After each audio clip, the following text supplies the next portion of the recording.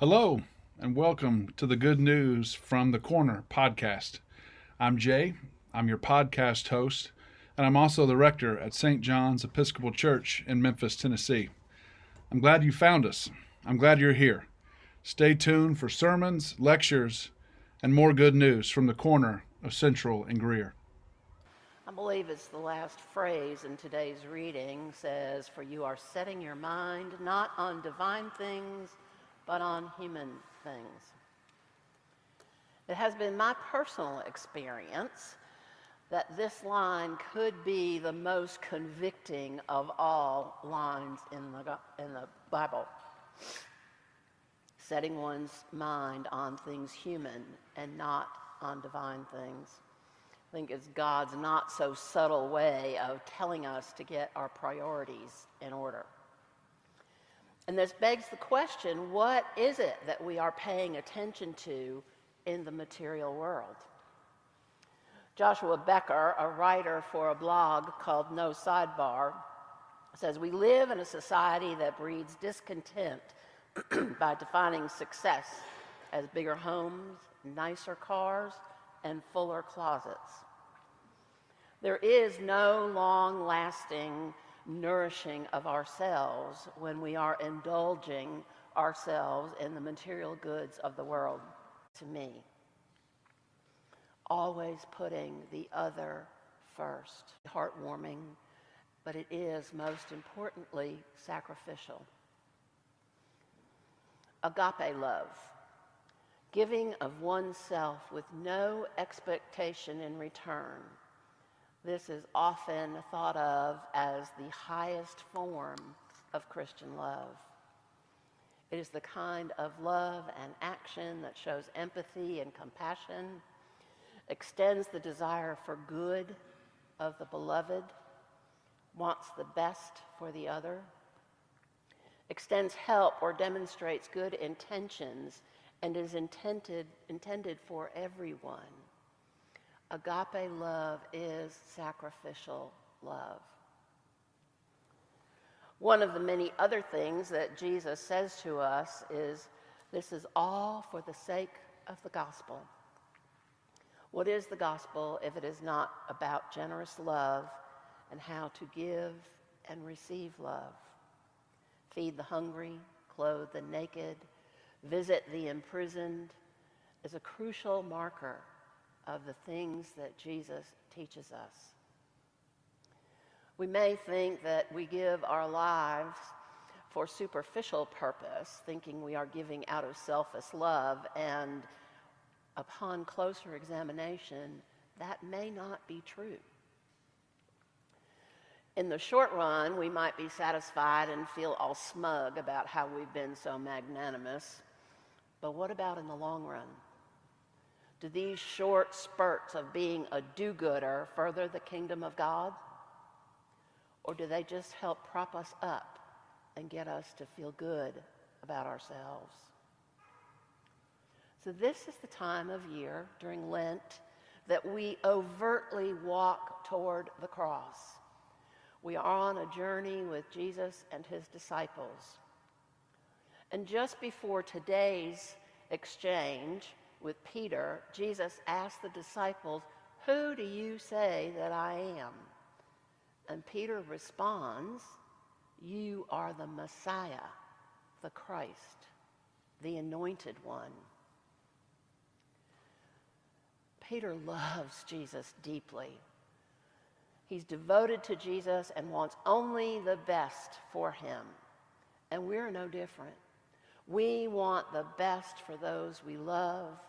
We want them to have a blissful and happy life, unencumbered by pain and toils and tribulations.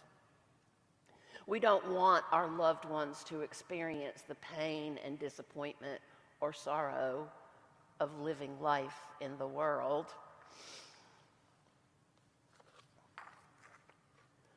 Jesus has warned the disciples that most everyone he is close to, that he will suffer death. And in the Gospel of Mark, Jesus predicts his death 3 times. And the disciples do not listen to him. They don't believe it. They dismiss it. But today, this is the first time that Jesus says, my death is imminent. And for the disciples, and probably for most of us, that's one time too many. But we have two more warnings coming from Jesus. Verse 31 says, Jesus began to teach them that the Son of Man must suffer many things and be rejected by the elders, the chief priests, and the teachers of the law, and that he must be killed, and after 3 days he will rise again. But thinking about Peter's response, I think it is very understandable that Peter would deny the fact that Jesus is going to die. It's just too painful for Peter to hear that his beloved friend is preparing for death. And Peter is scared. And the best way to deflect fear is anger. He admonishes Jesus as if to say, don't do that. And every time I read this passage, I am still horrified that Peter responds to Jesus in such a way that is just unheard of. How can Peter presume that it's okay to talk to Jesus this way? But you know what? Jesus gets Peter. He understands. He has some understanding of why Peter has responded in the way that he did. But there is a caveat. Jesus makes it clear to Peter that being focused on things of the world and not of God, his rebuke is not okay. In what some call a painkiller culture, it's hard for us to validate any kind of pain Peter and his disciples will feel in the coming days. Any kind of pain that we feel. And so we don't. We don't acknowledge it. We turn away from it. We run from it. We use people, places, and things to distract us from our pain. Some of us may become addicted to alcohol and drugs. Some of us may overspend. Some of us may rely on other people to tell us how we are supposed to think and feel. And some of us move far away, what is known as geographical cures. And these are all strategies to help us avoid the discomfort and the suffering of our human condition. I hate to tell you, but there is no way out. As long as we are humans in this world, we will experience the whole scope of being human.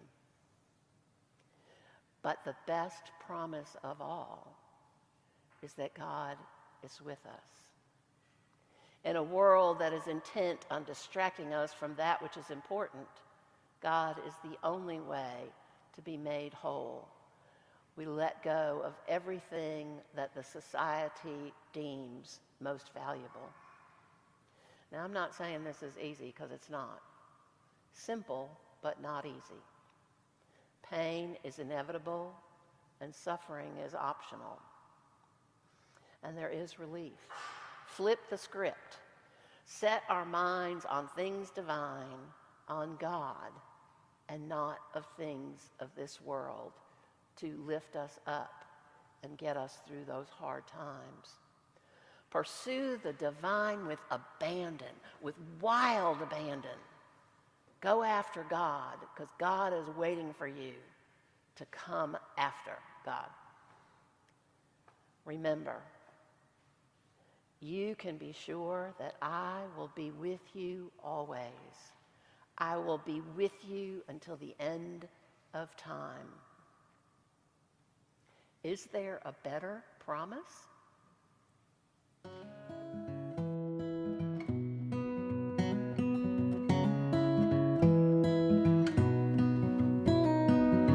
Thanks for tuning in today.